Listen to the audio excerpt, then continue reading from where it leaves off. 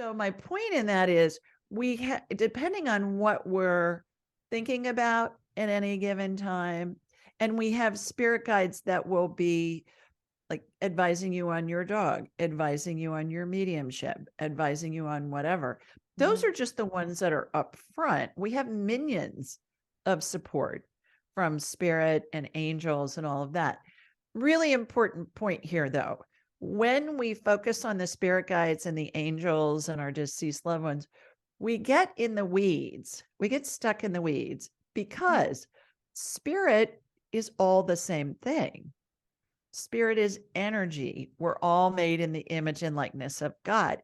Energy will appear to us in the form of a dead pope, in the form of a deceased loved one, like a grandmother, in the form of a guardian angel, to help us have some understanding from a human perspective. Right. But it's all spirit. It's like they're a drop of water in the ocean, but they're all the ocean.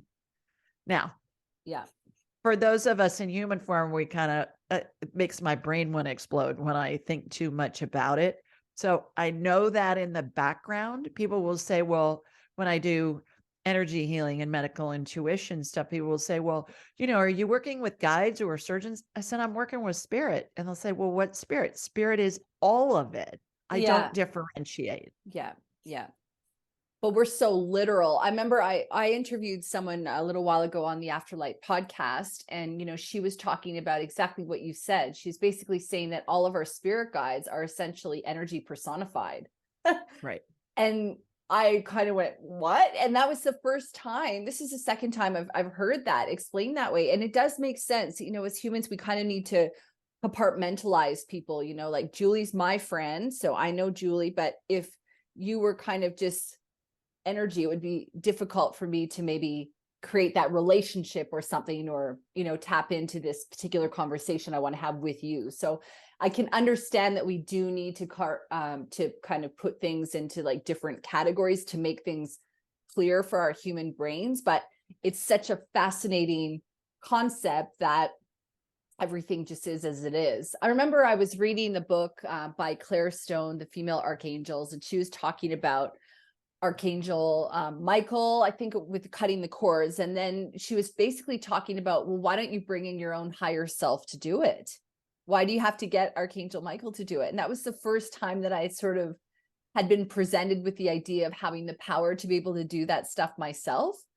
But, when we go back to what you've just been talking about, well, we have that unlimited power within ourselves. We just don't give ourselves that credit. And I think a big part of that, isn't it, is the human thing that we talked about off the top, which is that we're inundated in fear. We're sort of suppressed with worry. We're not necessarily taught or encouraged to step into our power, because then people are afraid of overdoing it.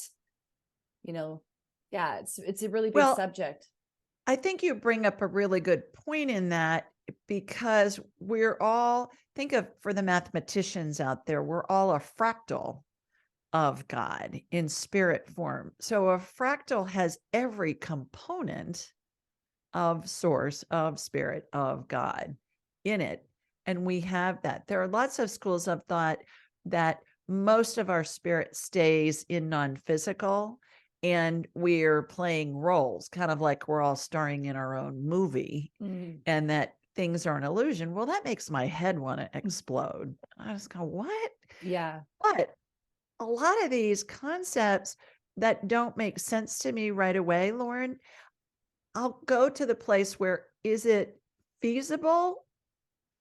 I guess I'll know when I go back to non-physical, but I don't have to understand all of this.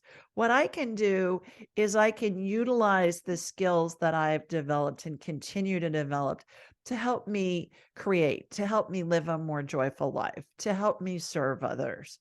And I picture all of us being on a stairway to heaven, like the song back when I was growing up.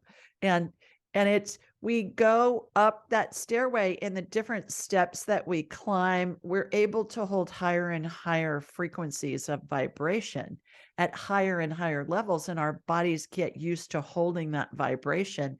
And then we'll get an upgrade to a higher level. And more of this stuff feels acceptable to us. We don't have to question everything. We just go, okay, yeah, okay. Well, is it feasible? Yeah. Okay, yeah. I know in my medical intuition and energy healing practice, and I work with people all over the world remotely.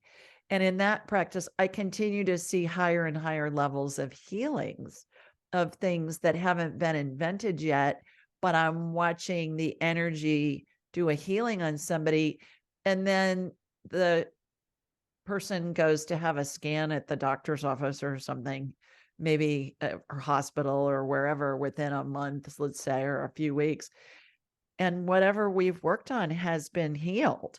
Now, it's not me doing it. It's No. spirit working through me and with me to send that healing to my client, who then decides if they're going to integrate it. And if they do, how they're going to integrate it.